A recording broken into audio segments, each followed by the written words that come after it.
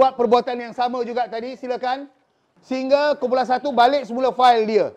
Okey, bergerak sekarang. Cepat sikit. Masa saya bagi sekarang setengah minit saja. Bermula dari sekarang. Anda boleh cantas, tambah maklumat yang ada. Bagi idea kamu, tak ada masalah. Sekiranya ada dalam kalangan kawan-kawan awak buat pembetulan menggunakan kamera dan anda dapat jawapan itu tak betul, anda masih lagi boleh potong. Boleh potong, tak ada masalah. Okey, dah siap? Okey, sila ubah. Saya bagi awak 15 saat dari sekarang.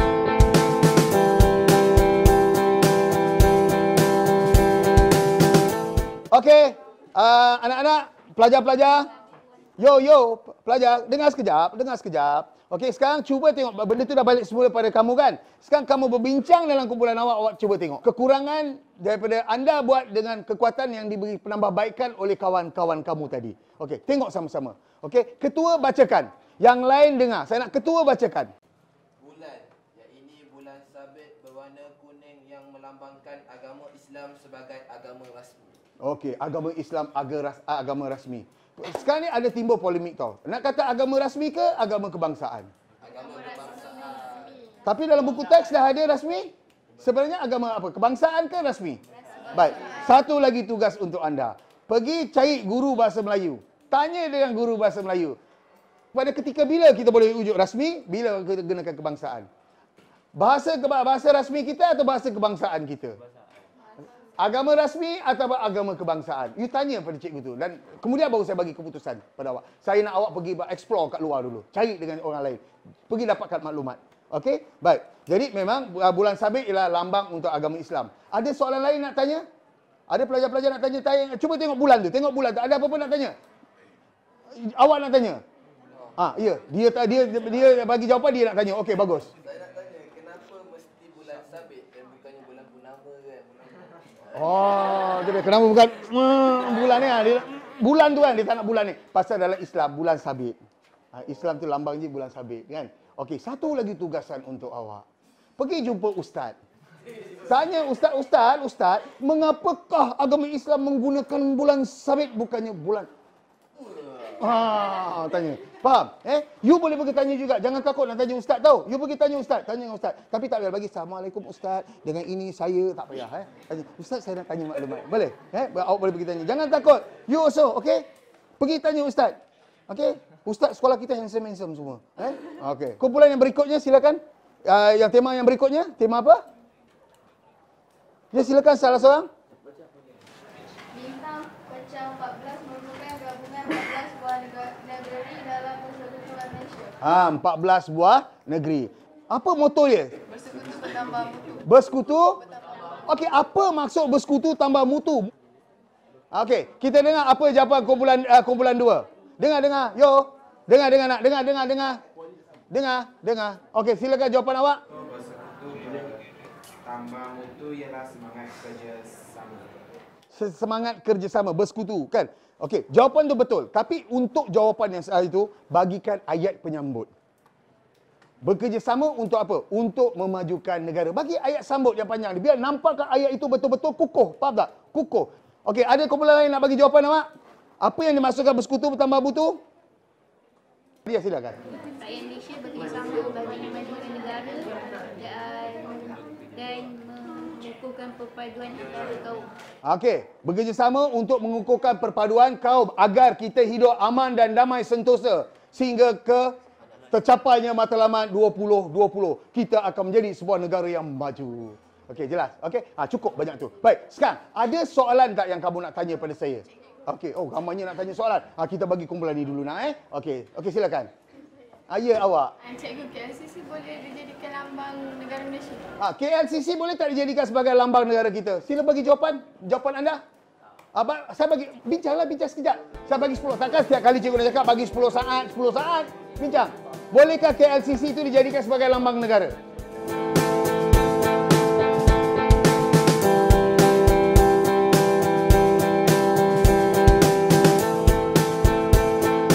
Okey, cukup. Okey, pandangan kumpulan lain. Silakan. Kerana KLCC tu unik. Tak ada dekat kalau pelancong datang dekat Malaysia. Dia akan tengok KLCC tu unik sebab tak ada kat negara dia. Okey, kumpulan lain. Ya, kumpulan sini. Tidak. Tidak. Kenapa? Kerana ia dibina oleh syarikat Petronas kerajaan. KLCC itu tidak boleh dijadikan lambang negara. Kan dia adalah satu binaan unik. Binaan unik yang tidak boleh dijadikan lambang negara kita. Lambang negara kita ialah seperti jata negara, bendera negara, lagu negaraku yang akan dinyanyikan oleh semua. Kalau negara kita dijajah, KLCC tetap ada di situ, betul tidak? Bendera kita wujud tak? Jata negara kita wujud tak? Lagu negara kita wujud tak? Yang itu semua akan gagal. Katakan negara A jajah negara kita. Apa akan berlaku pada negaraku kita? Negara A, ku. Apa akan berlaku pada jata negara kita? Kan jata negara A, ku. Nampak tak? Isian, tapi benda itu tetap ada di sana. Nampak kan? Jadi lambang negara ini lambang yang seperti yang saya beritahu pagi tadi, iaitu lambang ialah satu perkara yang membanggakan dan menunjukkan identiti kita sebagai rakyat negara tersebut. Negaraku, kita Malaysia. Orang lain tak akan nyanyi lagu negaraku. Hanya rakyat Malaysia akan nyanyi lagu negaraku. Nampak tak? Orang lain tidak akan kibarkan bendera Jalur Gemilang kecuali kita. Okey? Jadi hari ini rumusnya anak-anak, kita dah tengok lambang negara ini ada 3. Jata negara, bendera dan juga lagu kebangsaan. Tadi kita dah buat tentang jata negara. Kita dah tanya macam-macam perkara pada awak. Jadi dah nampak apa cerita-cerita dia, ya. Jadi apa yang saya nak bawa buat balik nanti, gunakan soalan nombor 2. Sila cari jawapan untuk bendera dan sila juga jawab soalan nombor 3, iaitu huraikan kepentingan Jalur Gemilang kepada negara kita. Semuanya ada dalam buku teks dan tolong cari benda itu. Okey? Jelas benda tu? Okey? Baik. Sekarang sila tutup buku awak. Saya nak awak tutup buku awak. Okey, tutup buku. Baik. Semua sekali bangun. Semua sekali bangun. Okay, saya akan tanya soalan. Soalan pertama saya. Mengapa warna kuning digunakan? Ya, silakan tuan. Ya, kenapa? Sebagai kedaulatan raja-raja dahulu. Kedaulatan raja-raja bukan dahulu. Raja-raja sampai sekarang kita ada raja Okey, bagus nak. Duduk. Terima kasih. Soalan kedua saya. Apakah moto yang digunakan dalam jata negara? Ya. Okey, apa maksud bersekutu bertambah mutu? Silakan. Bekerjasama bagi mewujudkan negara yang maju dan memperkukuhkan kemajuan. Bagus, jawapan yang seterusnya. Duduk. Baik, kenapa guna bulan sabit? Ya. Sebab negara Islam adalah negara rasmi. Agama rasmi. Agama rasmi negara kita. Okey, terima kasih. Okey, duduk semua sekali. Okey, duduk semua sekali. Okey, jadi saya nampak awak dah boleh dapat benda ni kan? Okey, baik. Saya dah disediakan soalan untuk kamu dalam kertas edaran ini. Saya nak awak jawab soalan tersebut dan di bahagian belakang ni pun saya disediakan 2 soalan, iaitu soalan kebat. Saya bunyikan soalan dia. Mengapakah semua negara di dunia mempunyai bendera? Apa sebab? Yang kedua soalan dia, adakah anda seorang rakyat yang patriotik? Buktikan. Jadi anda buat jawapan awak. Walaupun di situ saya bagi 4, carilah lebih. Okey, pada pelajaran akan datang kita akan tengok benda ni. Dan sekiranya ada apa-apa isu yang awak nak tanya, sila catatkan untuk tanya pada saya. Okey, saya rasa setakat itu daripada saya hari ini untuk kita nak tengok berkaitan dengan lambang-lambang negara. Nasihat cikgu satu saja. Kita sebagai rakyat Malaysia, kita kena hormati, sayangi, berani berkorban untuk negara kita. Kan, hormatilah lambang-lambang negara kita. Itu menunjukkan kita ini rakyat Malaysia yang patriotik. Okey? Okey, sekian, terima kasih. Assalamualaikum. Dalam pembelajaran pada hari ini, kita dapat perhatikan bahawa saya telah menggunakan teknik cooperative learning atau pengajaran kooperatif. Yang mana dalam cooperative learning ini, saya menggunakan kaedah travelling file. Melalui pembelajaran kooperatif ini, kita akan dapati bahawa pelajar dapat membuat pengulangan kajian itu sebanyak 7 kali.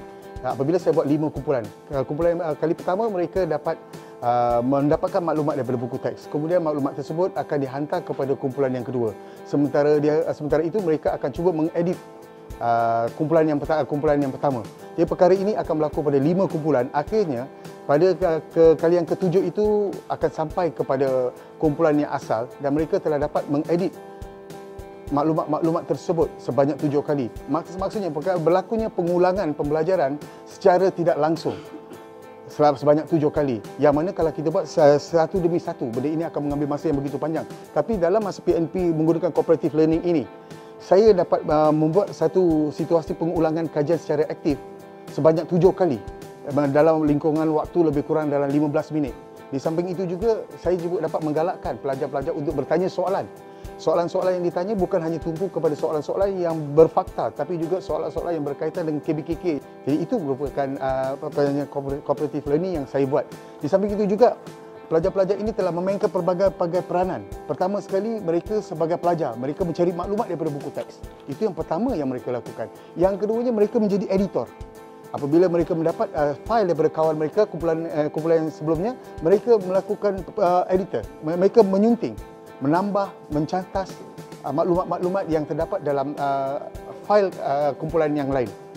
Jadi ini yang di sini kita akan nampak bahawa pelajar-pelajar ini telah melakukan banyak peranan. Peranan mereka pertama tadi sebagai pelajar, yang kedua sebagai editor, dan yang ketiga itu sebagai seorang pemeriksa kertas dan juga sebagai seorang penasihat.